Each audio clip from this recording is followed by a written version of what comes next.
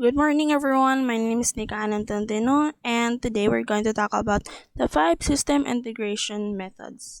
So let's start.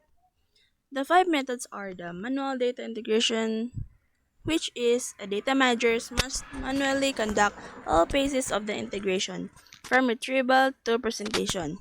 The second one is a middleware data integration.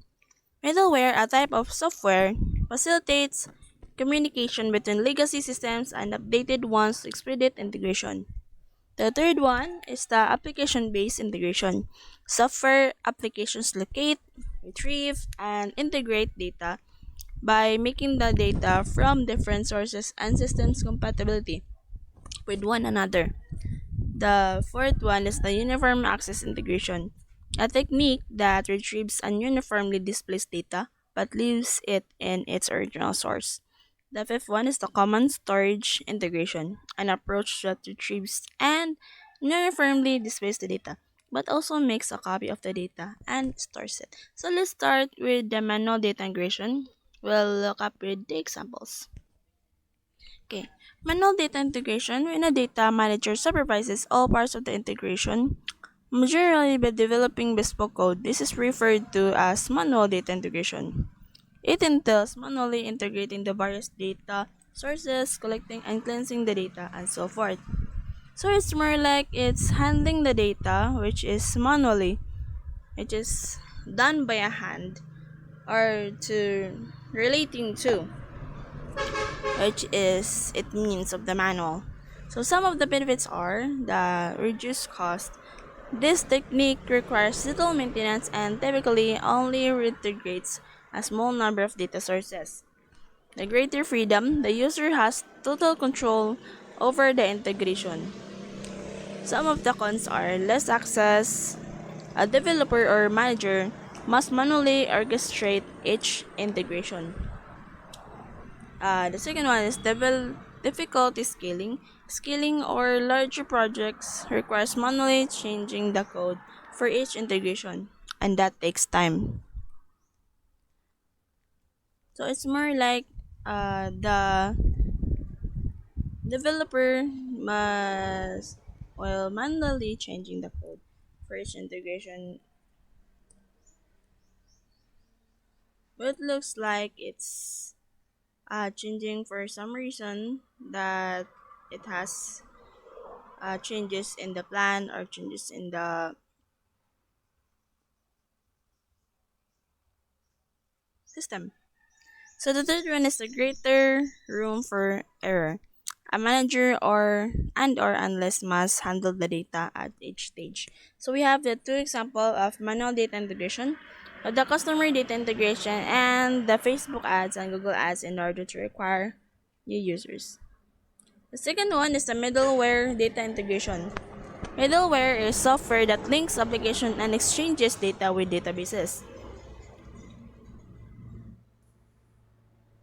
So this is with examples of Facebook that links application and exchanges data with databases. So Facebook, user 1 and user 2, links application, they both use the application of Facebook. And they exchange data, which is the data from the room for the home, room for the store, which is what Facebook one user sees, and it also what the Facebook user 2 sees also. And that's called a, for me, that's called for a twinning, or more like um, sharing the data from the database. So middleware can function as a translator between various systems, which is especially useful when companies combining recalcitrant legacy systems with modern ones. Okay, examples: database middleware, application server middleware, the message oriented middleware, web middleware, and transaction process monitors. We have here the benefits of the middleware data integration. We have the better data streaming, the easier access between systems. The program does the integration automatically and consistently. And the software is written to make it easier for systems in a network to communicate with one another. Let's see. Application-based integration. All of the work is done by software programs. In this technique, defined, extract,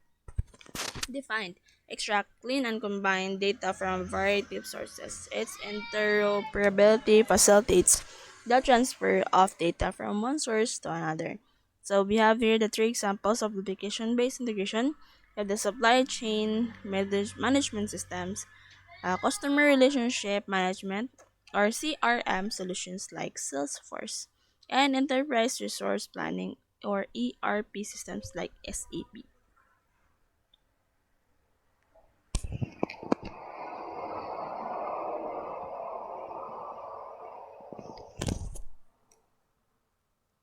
So it's more like a application that installs in your Windows or the other user's desktop. So this is a process of application base. So it's more like a software. Uniform access integration.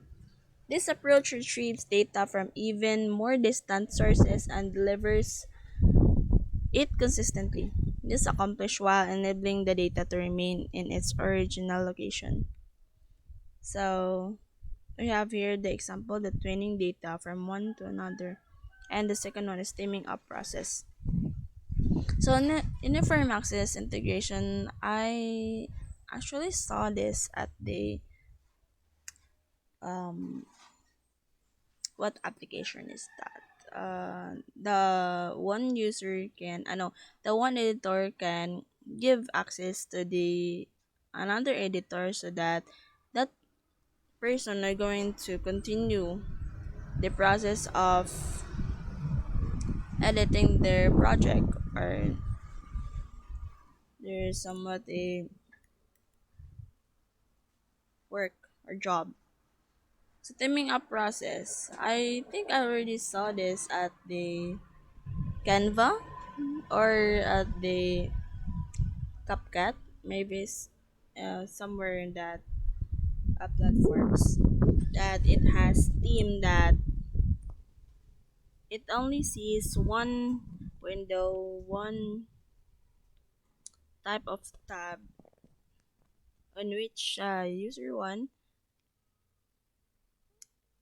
uh, save the data to their files, and also the other team, I know the other members of the team will have the access to it. This because of the uniform access integration with this type.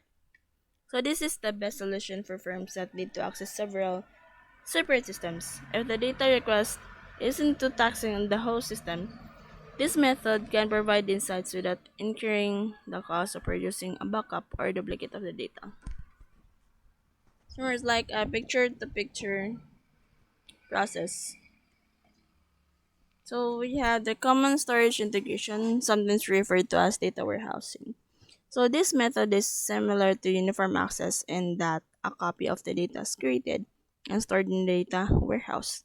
This increases the flexibility with which firms may change data, making it one of the most common types of data integration. So we have the two examples here, the Google search and the Pinterest. Common storage integration. So from the word common, it looks like a general storage integration in which everyone can see, everyone can look up it, and everyone has access to it. So it's because it's a common storage, sometimes referred to as a data warehousing, in where we're going to search data that we need. For example, we're going to search for a puppy pictures or puppy image. You're just going to the Google search and search the puppy image, and where the database stores the puppy images that links from the uploader.